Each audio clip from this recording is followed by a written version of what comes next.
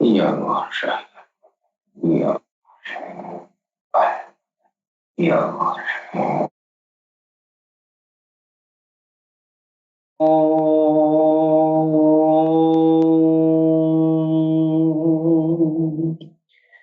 श्री कालकी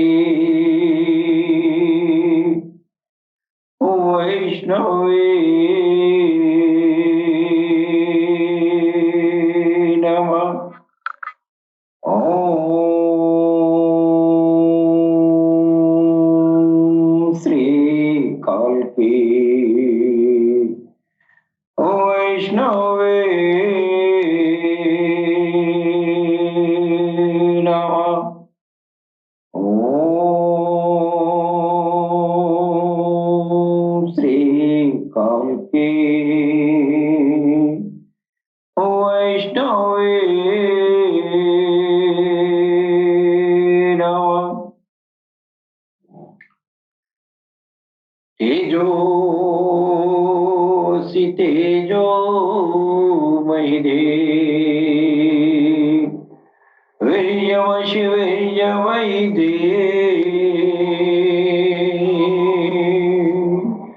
बलमसि बलं मयि ओजोसि ओजो मयि पश्येम शरदशतम्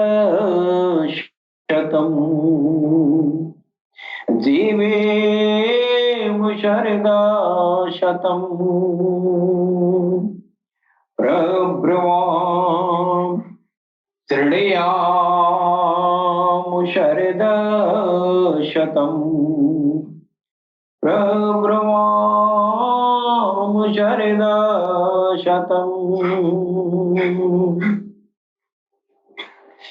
अधिनाहश्याम शरदशतम् भूयश्च शरदशता ॐ शं नो मित्रः संवरुणः शं नो भवत्वर्यमा शं नो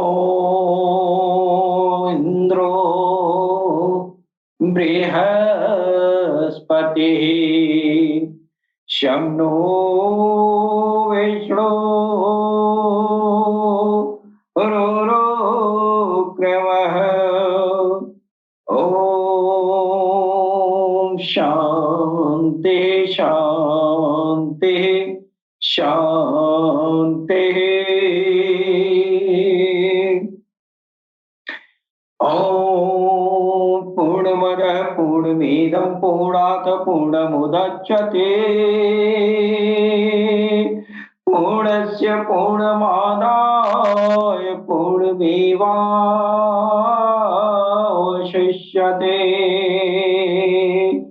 ॐ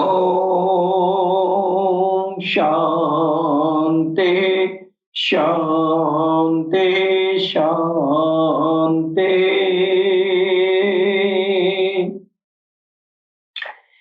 वक्रतुंड महाकाय सूर्यकोटि संप्रभ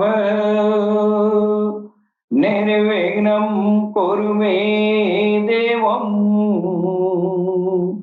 सर्वकार्येषु सर्वदा। ॐ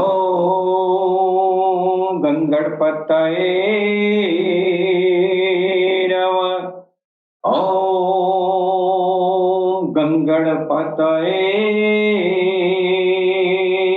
नमः। ॐ गंगणपतये नमः।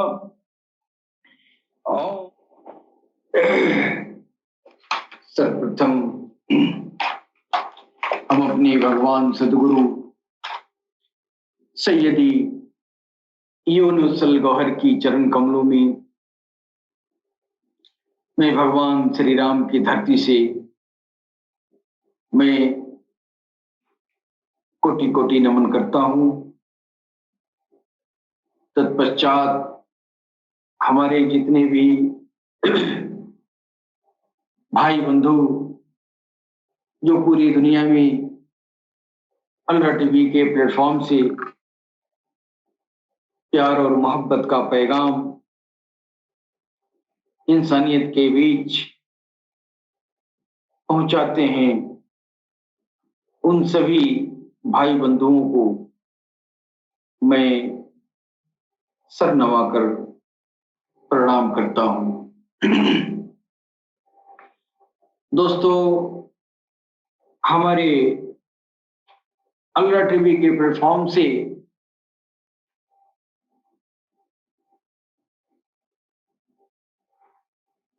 पूरी इंसानियत के बीच अध्यात्म ज्ञान का प्रसार प्रचार करते हैं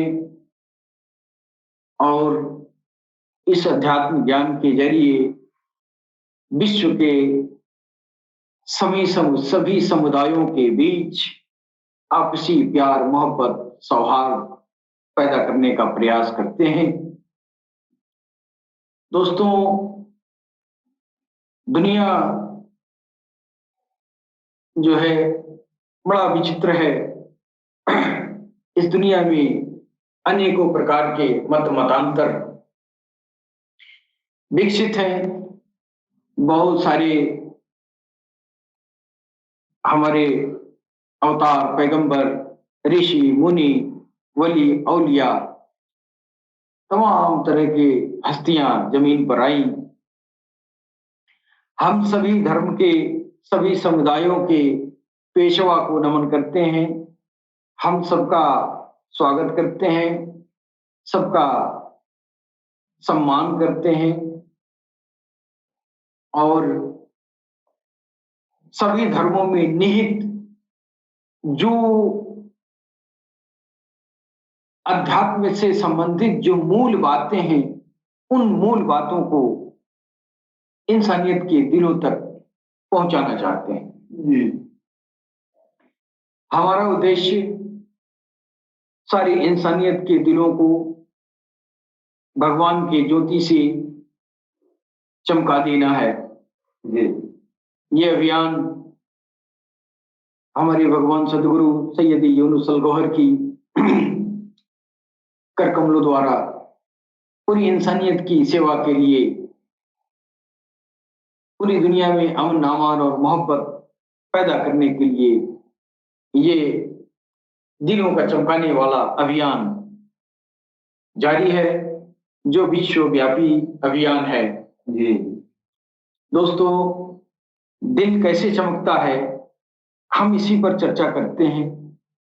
अगर इंसानियत का दिल उसके रब के, उसके भगवान के, उसके प्रभु के नाम से जागृत हो जाए तो जाहिर है वो ईश्वर के निगहबानी में, ईश्वर की देखरेख में,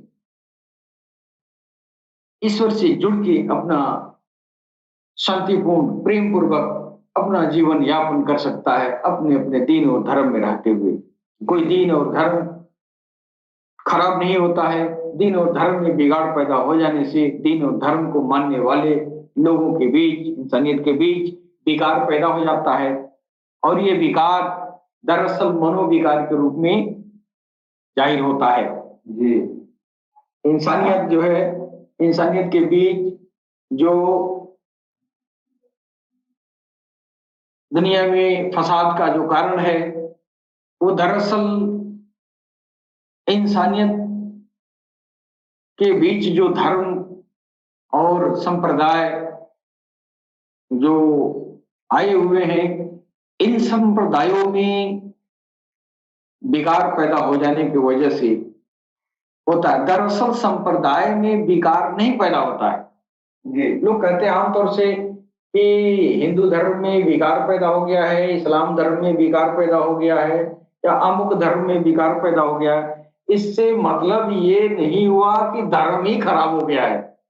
इसका मतलब ये हुआ कि उस धर्म को मानने वालों के मनो मस्तिष्क में विकार पैदा हुआ है।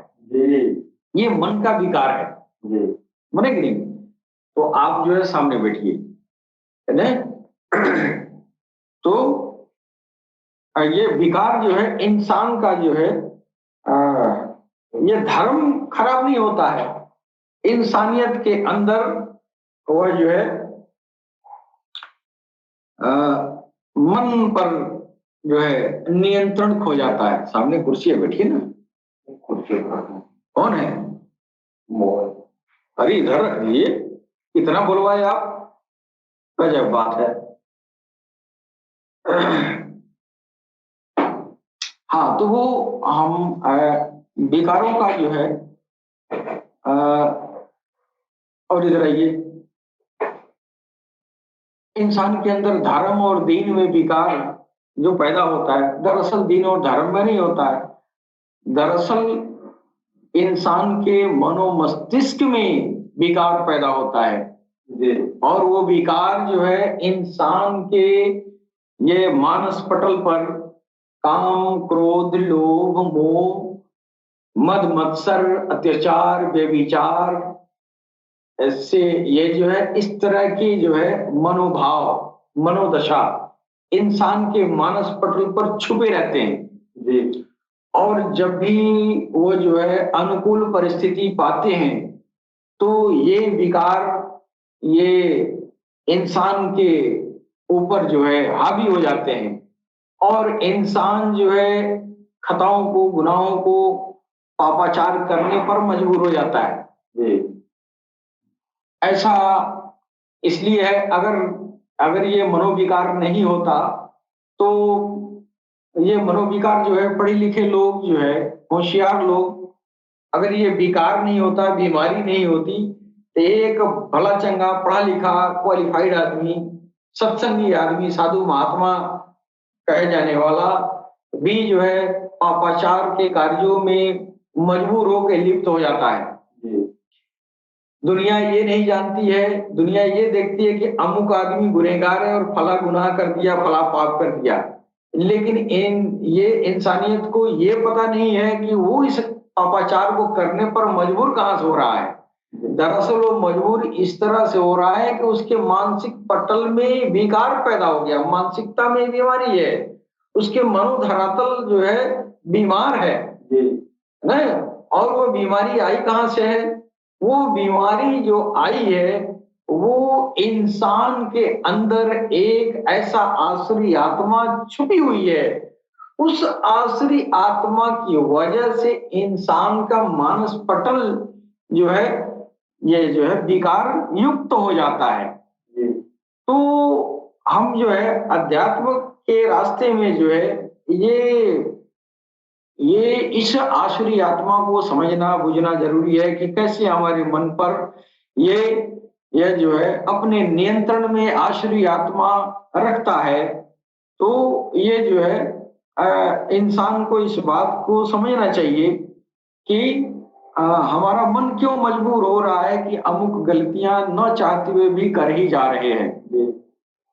आमतौर से ये जो है ये जो दुर्लभ योगी जन है वो इस भेद को जानते हैं कि इंसान को गलतियों के करने पर मजबूर करने वाला एक अलग शक्ति कार्य कर रही है इंसान के दिल पर, उसके दिमाग पर, और उस शक्ति को के विरुद्ध हम लड़ाई करेंगे। उस शक्ति के विरुद्ध वो जो नकारात्मक शक्ति अंदर बैठी हुई है वो आपको पापाचार करने पर मजबूर करती है। तो जो जो दुर्लभ योगी जन होते हैं, जो वास्तव में ईश्वर से जिनकी रसाई होती है, उस भेद को जानते हैं कि तेरे अंदर गुनाह करने का, गलत करने का जो तुम्हारा प्रवृत्ति है, यह प्रवृत्ति तुम्हारे अंदर छुपी हुई आश्रय आत्मा की वजह से, न कि तुम करते हो। अगर ये आश्रय आत्मा का भेद जो है जो संत नहीं जानते हैं, तो संत होने कहलाने के बावजूद भी पापाचारों में लिप्त पाए जाते हैं। और भले वो कितना हो पढ़ा लिखा हो, चाहे वेद पुराण कुरान कुछ भी पढ़ के बैठा हो, अगर उसका जो है आश्रय आत्मा असंतुष्ट है, इस वेद को नहीं जानता है, तो मन पर नियंत्रण कभी कर ही नहीं सकता। मन पर नियंत्रण करने की जो तौर तरीके योगी जन ने जो अपनाया है वो ये आध्यात्मिकता की, ये रूहानियत की ज्ञान के जरिए वो जो है मन पर नियंत्रण होगा। ऊपर से डायरेक्ट मन पर नियंत्रण करने की कोशिश की जाए ये संभव नहीं है। तो ये मन जो है इंसान का जो है ये सभी ये जो है शक्तियों का ये जो है स्रोत है। मन की स्थिरता और शुद्धता से संकल्प संकल्प को दृढ़ता प्राप्त होती है।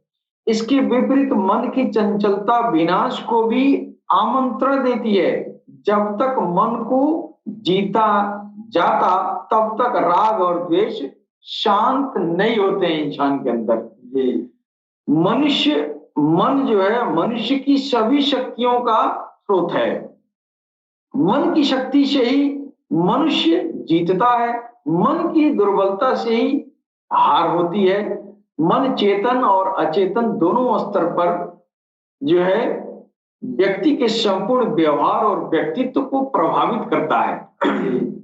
मन को महान चित्रकार, जादूगर, ब्रह्मा ऋषि का तत्व भी कह सकते हैं, क्योंकि संकल्प के बिना सृष्टि नहीं हो सकती और मन के बिना संकल्प भी नहीं हो सकता। मन की स्थिरता और शुद्धता से संकल्प को दृढ़ता प्राप्त होती है और इसके विपरीत मन की चंचलता विनाश को आमंत्रण देती है। अब यहाँ सोचने वाली बात है कि मन की चंचलता कहाँ से आती है? मन पर नियंत्रण आपका आश्रय आत्मा के जरिए है और आश्रय आत्मा जब तक अपने आधिपत्य में आपके मन को रखेगी तो आपके मन में चंचलता आएगी, है ना? और वो चंचलता विनाश का कारण आमंत्रण देती है। जब तक मन को जीता नहीं जाता तब तक राग और द्वेष शांत नहीं होते। मन को जीतने का आसान तरीन तरीका योगी ने बताया है कि आश्रय आत्मा को संतुष्ट करो, फिर मन जीत पाएगा।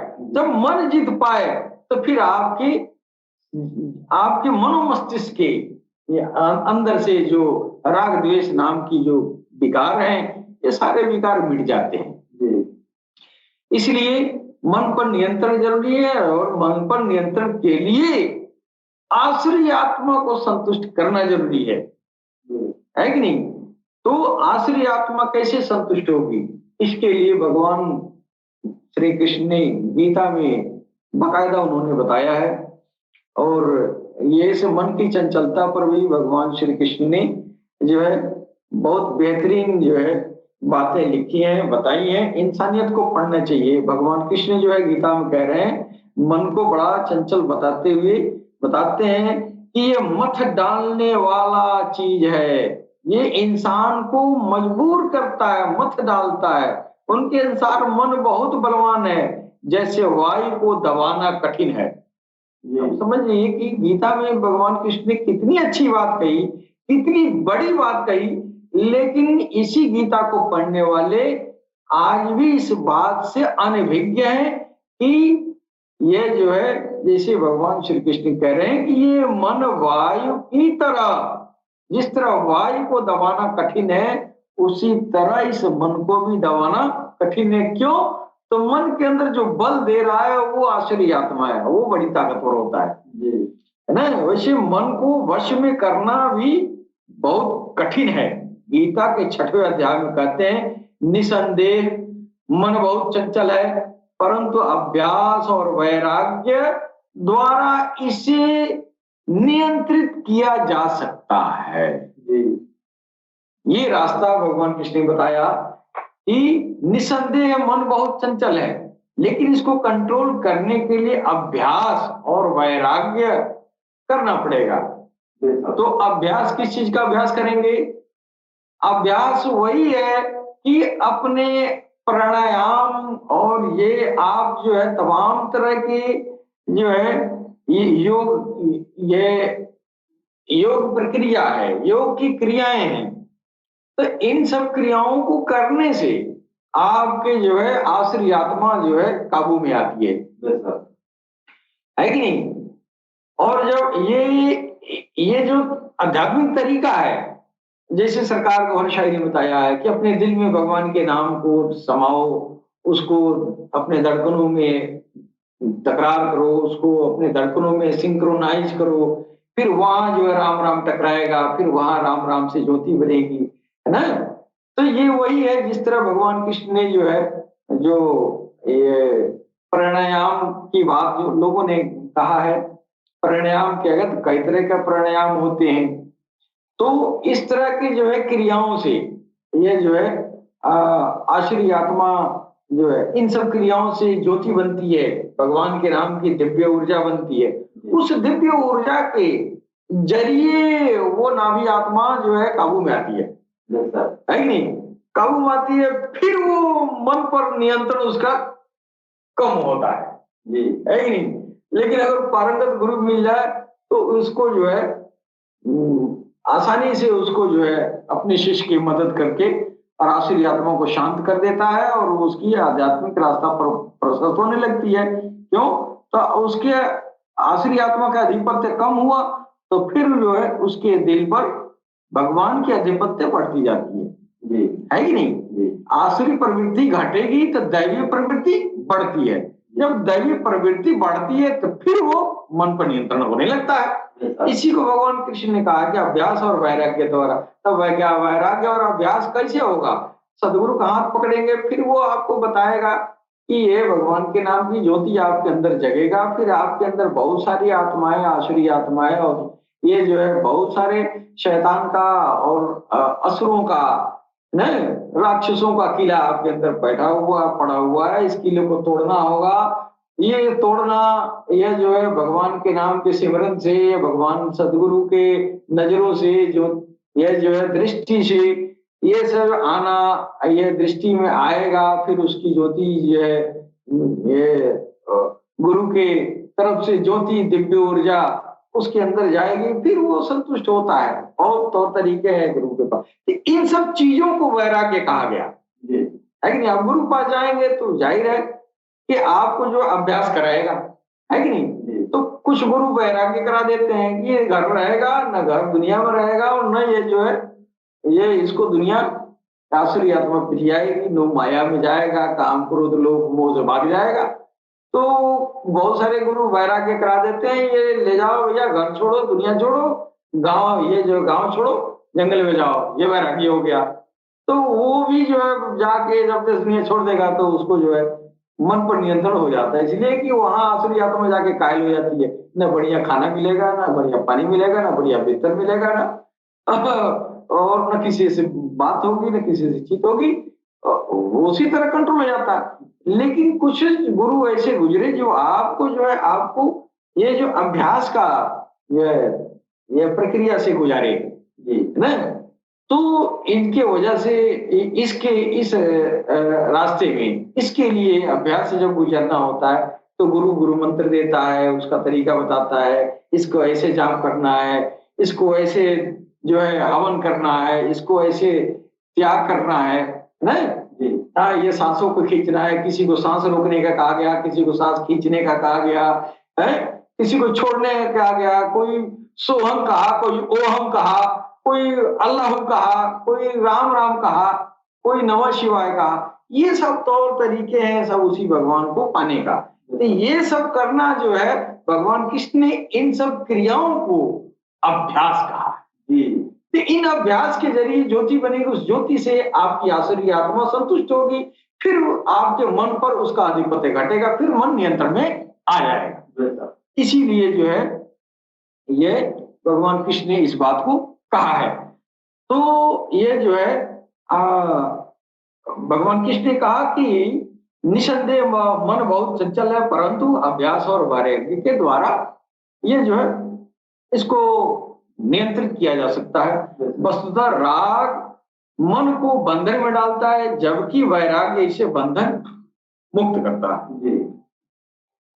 किसी वस्तु या व्यक्ति के अतिशय लगाव या राग उसकी कमियों को भी हमारे लिए प्रिय बना देते हैं। यही बंधन है जो हमें वास्तविकता और सत्य का आभास नहीं होने देता। इस माया संग लगा मन हमेशा चंचल बना रहता है। मन की यह चंचल गति हमें मथती रहती है कि मन को स्थिर करने के लिए निश्चलता और सहजता का आधार तैयार करना पड़ता है, तभी वह शांत और स्थिर हो पाता है, तभी वो मन पे चंचल ये जो मन पर नियंत्रण कर सकता है। जैसे तालाब की गंदगी और चंचलता समाप्त होने पर ही हम उसकी तलाटी में पड़ी वस्तुओं को ठीक से देख पाते हैं।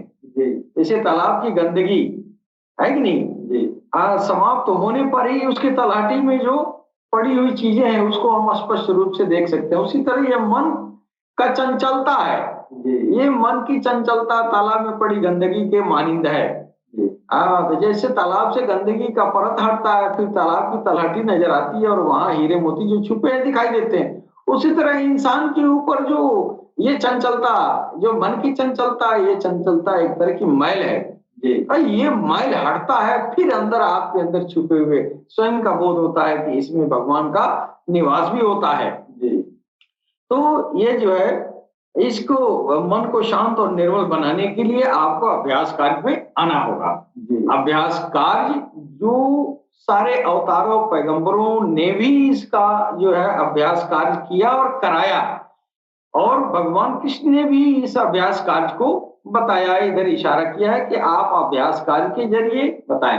तो सब लोग अपने अपने तौर तरीके से अभ्यास कार्य अपने शिष्यों को कराते रहे, जिस पर इंसानियत का जो है आसुरी आत्मा संतुष्ट हो और मन पे नियंत्रण हो। लेकिन सरकार गौरशाही इस समय जो सबसे अनोखा तरीका जो लाया है उन्होंने जी, क्यों? तो अब यह अनोखा इसलिए है कि अब आपको उन कंडीशन से नहीं गुजरना है जो पुरातन जमाने में, सनातन जमाने से ये है, ये जो है स्वयंभू मनु से लेके मोहम्मद रसूलुल्लाह तक जो भी तौर तरीके आए हैं मन पर नियंत्रण करने वाला, जो भी जो है नाभि आत्मा को संतुष्ट करने वाला जो अभ्यास कार्य जो लोगों ने बताया है उसमें, और आखिरी में सरकार गौरशाही काल की अवतारी इमाम मेहदी अलैहिस्सलाम उदखेल समावेल मैत्रेय बुद्धा तीर्थंकर कंफोर्टर है नहीं, उन्हीं को कहा गया। ये आखिरी में जब इंसानियत का के ऊपर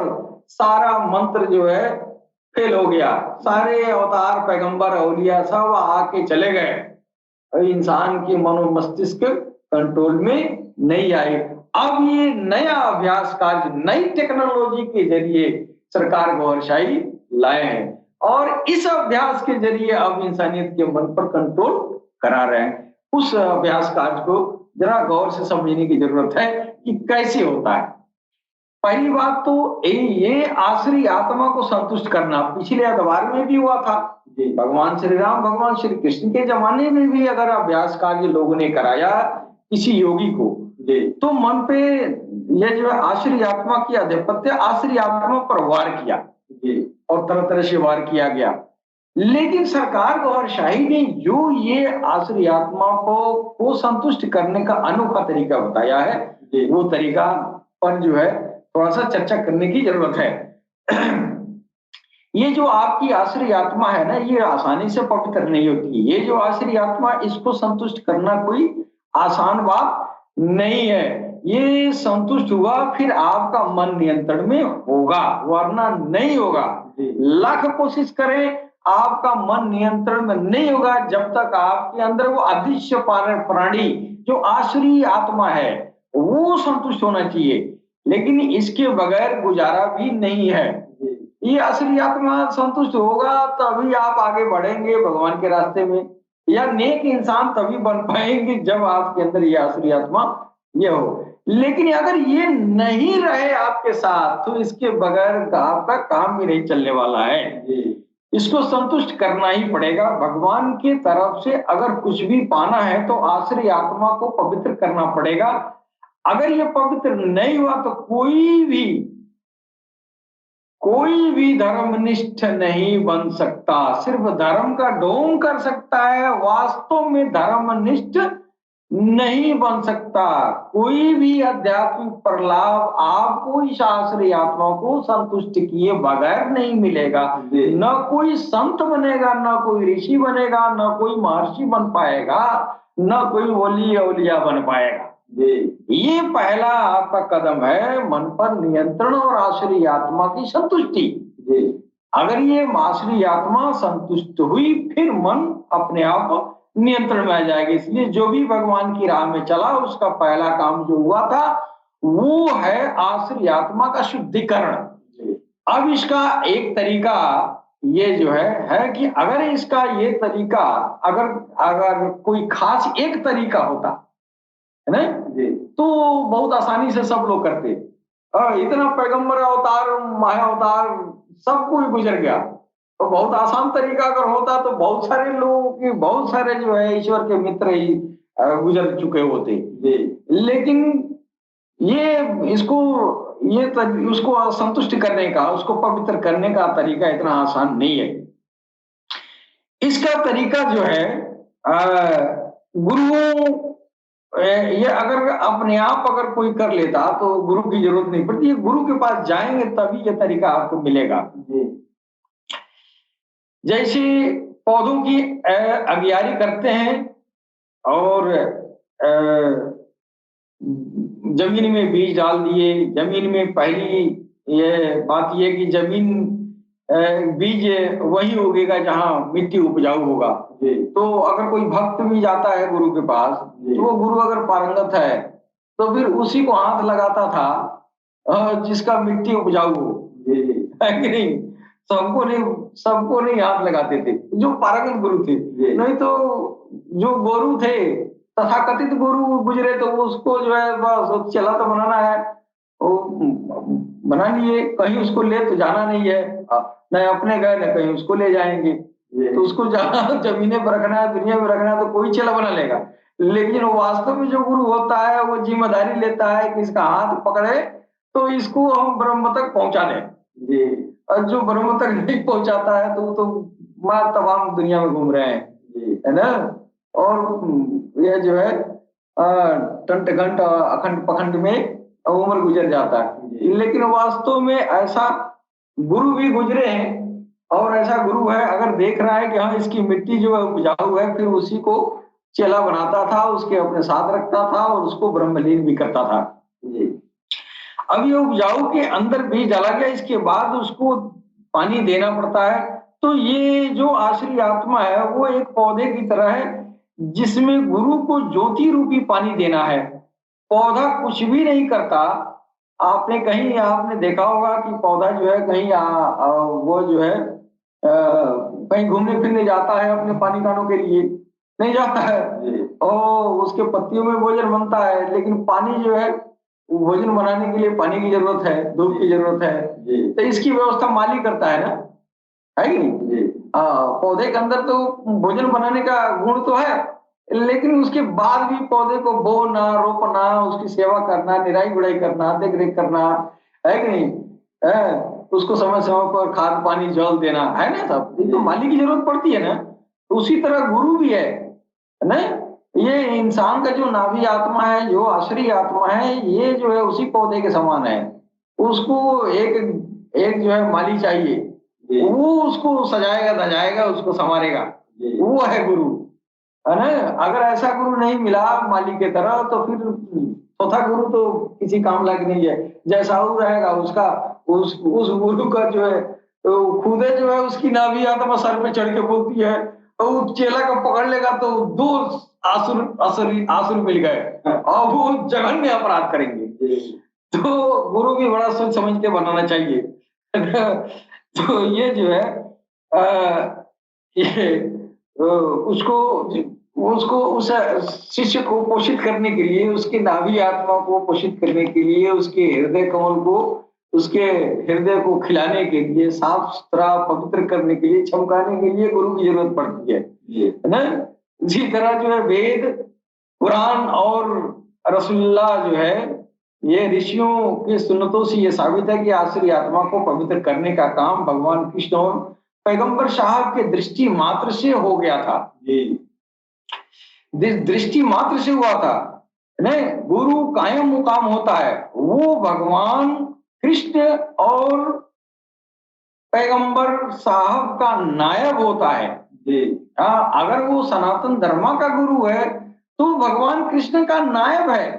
अगर वो मुस्लिम धर्म गुरु है, वास्तव में ऐसा गुरु है जो जिसकी दृष्टि मात्र से इंसानियत की नाभि आत्मा संतुष्ट होती है और गुनाहों से बाज आता है। ऐसा गुरु अगर मुसलमान में है तो वो पैगंबर साहब का नायब होगा। और हिंदू में अगर है, सनातन धर्म में अगर ऐसा कोई गुरु है तो वो भगवान श्री कृष्ण का नायक होता है। तो गुरु भी अपने शिष्यों के आसुरी आत्मा को शुद्धिकरण अपनी दिव्य दृष्टि से करते हैं। अब यहाँ पर ये ध्यान देने योग्य बात है कि आसुरी आत्मा का भोजन नकारात्मक ऊर्जा है, और नकारात्मक ऊर्जा से भगवान ने शैतान को बनाया। जब ये जो है शैतान ने कहा कि मैं स्वयंभू मनु से उच्च हूं, तो ईश्वर ने पूछा कि तुम ऐसा क्यों कह रहे हो? तो उसने उस समय उसने कहा कि तूने अपने नकारात्मक ऊर्जा से मुझको बनाया और आपने स्वयंभू मनु को मिट्टी से बनाया है। तो वो जो है, वो जो शैतान को बनाया था ना, वो भगवान के कोप से बना था। और ये इंसान मिट्टी से बना था। तो शैतान कहा कि यार ये तो मिट्टी से बना हुआ है और हम तो आपके सिफ्त में से हैं। आपने गुस्सा किया, आपने जो है क्रोध किया, उस क्रोध की से जो आग बनी उसके मैं बना हूं। तो हम तो श्रेष्ठ हम ही, ये आदमी माटी का पुतला तो है नहीं, है कि नहीं? तो ये जो है भगवान ने कहा कि तुम ऐसा क्यों कह रहे हो? तो उसने उस समय उसने कहा कि मुझे आपने नकारात्मक ऊर्जा से बनाया और आपने शंभु मनु को मिट्टी से बनाया है। अब जिस चीज से ईश्वर ने उस शैतान को, इब्लीस को वो जो है बनाया, वो हमारे आसुरी आत्मा का भोजन है। जी। जो गजब है भगवान का, ईश्वर का, है ना? उससे आपके अंदर जो आसुरी आत्मा है उससे वो बना है ना? और वो जो है उसी वही उसका भोजन है, नकारात्मक ऊर्जा उसकी भोजन है। अब आप जो है आप कोशिश करके भी आसुरी आत्मा को जो है आप संतुष्ट नहीं कर पाएंगे, होने की नहीं? तो उसके ऊपर ज्योति की बारिश होती भी रहे निरंतर तो भी वो संतुष्ट नहीं होता है। क्यों? तो वो जो है जो शैतान बना ना, तो उसकी जो यह है फितरत है ना, वो भी भगवान के गजबनाक जब ईश्वर हुआ ना, तो उससे वो बना है। और वहां से उसको जो है नेगेटिव एनर्जी अपने पार्टनर को हर इंसान के अंदर बैठाया है, उसको भेजता रहता है। तो आप दिन रात अगर भगवान भगवान करते भी रहे तो भी वो जो है वो संतुष्ट नहीं होता है। दिन रात ज्योति की बारिश भी होती रहे तो भी जो है वो बेकार है, क्योंकि नकारात्मक ऊर्जा उसका भोजन ही है। तो आखिर इसका समाधान क्या है? इसीलिए ये आज तक मामला पड़ा हुआ था। सरकार गौहर शाही ने इस मामले को उजागर करके और कहा कि इसका समाधान यह है कि जो पारंगत गुरु है वो अपने शिष्य को आसुरी आत्मा के चारों तरफ अपनी दिव्य दृष्टि से ज्योति की एक वृत्ताकार लक्ष्मण रेखा खींच दे, यानी कि वो पारंगत गुरु अपने आसुरी आत्मा को ज्योति की कैद या हिरासत में ले ले। ऐसा गुरु हो जो अपने शिष्य के जो आसुरी आत्मा है अपने दिव्य दृष्टि की ज्योति से लक्ष्मण रेखा खींच के और अपने हिरासत में उसको ले ले। तब आसुरी आत्मा के चारों तरफ ज्योति की दीवार जब बन जाती है और आसुरी आत्मा की रसदानी बंद हो जाती है, अब वो आसुरी आत्मा चिल्लाती है, हाय भूख, हमको भूख लगी। फिर वो पारंगत गुरु होता है जिसके अंदर इतनी दिव्य दृष्टि है, जितनी क्षमता है कि वो चार दीवारी बना दिया नाभि आत्मा की चारों तरफ, है ना? वो गुरु उसके सामने आता है और आसुरी आत्मा से पूछता है, क्या तुमको भूख लगी है? तो तुझे तो आसुरी आत्मा शिष्य का जो है वो उसका आसुरी आत्मा गिड़गिड़ाता है। तो पारंगत गुरु कहता है कि मेरे पास तो नकारात्मक ऊर्जा नहीं है जो तुमको चाहिए, जो तुम्हारा भोजन है। मेरी मजबूरी है कि मेरे पास वो चीज नहीं है देने के लिए। मेरे पास तो ज्योति है, भगवान के नाम से बनी हुई जो ज्योति है, वो ज्योति तो हमारे पास है। अगर इसकी ये जो है ये भगवान के नाम की ज्योति वो सकारात्मक ऊर्जा है, वो नकारात्मक ऊर्जा नहीं है। अगर तुमको लेना हो तो ये ले लो। अब यहाँ पर कुछ आसुरी आत्मा बहुत जिद्दी होते हैं, वो कहते हैं कि मैं तो नकारात्मक ऊर्जा ही ग्रहण कर सकता। ऐसे आसुरी आत्मा मर जाते हैं, लेकिन भगवान के नाम के संकीर्तन से बनी हुई ज्योति ग्रहण नहीं करते हैं। कुछ ऐसे भी आसुरी आत्मा बड़े जिद्दी होते हैं, लेकिन कुछ ऐसी भी आसुरी आत्माएं जो ज्योति ग्रहण करने के लिए स्वीकार भी कर लेती हैं। 2-4 दिन तक गुरु उसको ज्योति का कौर मुंह में डालता है, है ना? भूख तो रोज लगती है, 2-4 दिन खिला दिया। 2-4 दिन के बाद पारंगत गुरु कहता है कि तू ऐसा कर, तू अपने धर्म का धर्म मंत्र पढ़ ले। एकम ब्रह्म द्वितीयो नास्ति नेना नास्ति किंचन ला इलाहा इल्लल्लाह मुहम्मदुर रसूलुल्लाह। ये उधर का धर्म मंत्र है, ये इधर का धर्म मंत्र है। है ना? दोनों का मतलब एक है, हिंदू अपना धर्म मंत्र पढ़ ले, वो मुसलमान अपना धर्म मंत्र पढ़ ले। जो पारंगत गुरु होता है तो वो फसाद नहीं फैलाता है, वो धर्म परिवर्तन नहीं कराता है, उसके धर्म के मुताबिक उसको धर्म मंत्र प्रदान कर देता है। और उससे जो वो जब वो धर्म मंत्र का जो तकरार करेगा, संकीर्तन करेगा, फिर उससे ज्योति बनेगी और उस ज्योति से वो उस ज्योति को ग्रहण करेगा। इसलिए कि अब उसको आदत ज्योति ग्रहण करने का पड़ गया। गुरु ने डाल दिया, 2-4 दिन खिला के आदत डाल दिया, अब ज्योति के बिना वो रहेगा नहीं। अब वो कहेगा कि हम रोज रोज नहीं देंगे, अब तुमको ज्योति खुद बनानी है, तुम खुद राम राम कहो, तुम खुद भगवान का नाम पढ़ो, है ना? खुद अपना धर्म मंत्र पढ़ो, उससे जो ज्योति बनेगी भगवान के नाम से, उस ज्योति का तुम इस्तेमाल कर सकते हो। अब ये मंत्र पढ़ता है तो ज्योति बनती है और वो ज्योति बनती रहती है और आसुरी आत्मा को मिलती रहती है। यहाँ से आसुरी आत्मा धीरे धीरे संतुष्ट होती है ना? संतुष्ट होनी शुरू हो जाती है।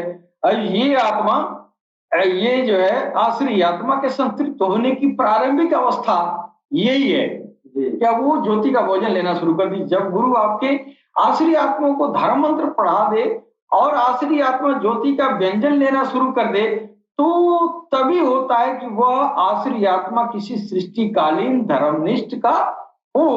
अगर वो इंसान दोहरा किरदार चरित्र वाला हो, दोहरा चरित्र पेश करने वाला, यानी मुनाफिक हो, विधर्मी यानी मूर्ति हो, नास्तिक यानी काफिर हो, धर्म को पंथावरी में बांटने वाला हो, तो ऐसे लोगों की आसुरी आत्मा ज्योति का व्यंजन स्वीकार ही नहीं करती, मर जाते हैं। लेकिन अगर कोई सृष्टिकालीन धर्मनिष्ठ हो, सृष्टिकालीन जो है वो जो है ईश्वर की जो है ईश्वरत्व को स्वीकार किया हो, तो ऐसे लोगों की आसुरी आत्मा जिद्दी नहीं होती है, क्योंकि ऐसे लोगों के मुकद्दर में धर्मनिष्ठ बनना लिखा है। तो ऐसे लोगों में भगवान की मदद शामिल होती है। भगवान की मदद यही है कि पारंगत गुरु का मिल जाना, और अब आसुरी आत्मा धर्म मंत्र पढ़ लेता है तो नाभि में धड़कन महसूस होने लगती है। पता चल जाता है कि इंसान की नाभि आत्मा अब राम राम कह रही है या भगवान को कोई नाम ले रही है। फिर धीरे धीरे धर्म मंत्र पढ़ता रहता है, ज्योति बनती रहती है। फिर ज्योति की असर से काले कुत्ते की शक्ल की आसुरी आत्मा सफेद रंग के निशान, ये जो है काले कुत्ते के जो रंग होता है उसका, उसमें सफेद रंग की निशान पड़ने लगते हैं। एक समय आता है पूरा कुत्ता सफेद हो जाता है। अब ये उसकी बातनी शक्ल भी होती है उस आसुरी आत्मा की, पहले कुत्ते की तरह होता है। फिर जो है जब धर्म मंत्र पढ़ेगा, जब भगवान के नाम का संकीर्तन शुरू हो जाएगा उसके दिल के अंदर, है ना? अगर नाभि आत्मा राम राम कहना शुरू कर दी तो नाभि में धड़कन भी महसूस होती है। अब वो जो है जो ज्योति बनती है, उस ज्योति के प्रभाव में उस कुत्ते, काले कुत्ते में अब सफेदी आनी शुरू होती है। और एक दिन वह ये जो है काले कुत्ते से बैल बन जाता है या घोड़ा बन जाता है। ये आसुरी आत्मा का दूसरा स्टेज है। तो इस तरह जो है नाभि आत्मा में सुधार होता है। जब ये सुधार होगा तब जाके आखिरी में जाके ये जो है मन पर नियंत्रण होता है। तो ये अब इस तरह धर्म मंत्र पढ़ रहा है, सुधार हो रहा है। अब इस प्रोसेस के अंदर सिर्फ आसुरी आत्मा धर्म मंत्र पढ़ रहा है, इसलिए 12 साल लग जाते हैं। कहीं और ये जो है से ज्योति नहीं मिल रही है, लेकिन सरकार गौरशाही ने इस काम को आसान कर दिए। सरकार गौरशाही ने पहले आसुरी आत्मा को संतुष्ट करने का ये जो है काम सिर्फ आसुरी आत्मा सिमरन में थी जी। और जब आसुरी आत्मा संतुष्ट हो जाती है उसके बाद पारंगत गुरु हृदय सिमरन प्रदान करता है जी। इसीलिए पहले बुजुर्ग लोग जंगल में भेजवा के पहले कायल करवाते थे, उसके बाद जो है धर्म मंत्र राम राम पढ़ाते थे जी। ठीक है, तो ये जो है, लेकिन सरकार गौरशाही ने कुछ इसमें बदलाव किया है जिसके 2 फायदे हैं। एक फायदा तो ये हुआ कि जब आसुरी आत्मा का सुधार शुरू हुआ तो उसका आपका आसुरी आत्मा धर्म मंत्र पढ़ रहा था तो वो तो है ही, हृदय सिमरन की वजह से भी ज्योति मिलनी शुरू हो गई। अब ये डबल स्पीड हो गया, फिर मंजिल आसान हो जाती है। यह प्रक्रिया पिछले अद्वार में किसी अवतार ने नहीं किया था। हाँ, वो क्या करते थे, सिर्फ उसके जो आसुरी आत्मा है उस पर वार करते थे, लेकिन इन्होंने कहा कि इसको तो वार कर ही दें, ये तो आप कर ही रहे हैं, पुरातन जमाने के जो गुरु थे कर ही रहे थे, लेकिन एक नया काम इन्होंने किया कि दिल को भी राम राम में लगा दिया। हाँ, दिल को भी राम राम में लगा दिया, और उधर जो है नाभि आत्मा तो राम राम कह ही रही है, उससे संतुष्ट हो ही रही है ना? और इधर से डबल जो है ज्योति आपको मिलनी शुरू होगी अगर इंसान का दिल राम राम करना शुरू कर दे। तो ये इस दौर में, कलयुग के दौर में आसुरी आत्मा को संतुष्ट करने के लिए अब डबल इंजन चाहिए, है कि नहीं? यानी दो तरह का प्रोसेस सरकार गौरशाही ने शुरू कर दिया, जिससे इंसान जो है आनन फानन में उसकी आसुरी आत्मा संतुष्ट हो जाती है और भगवान प्रभु ईश्वर तक बड़ी आसानी से बहुत जल्द रसाई हासिल कर सकता है। इसके साथ ही हम अपनी वाणी पर विराम देते हैं। सलाम, नमस्ते, सत श्री अकाल, गौरशाही, मरहबा।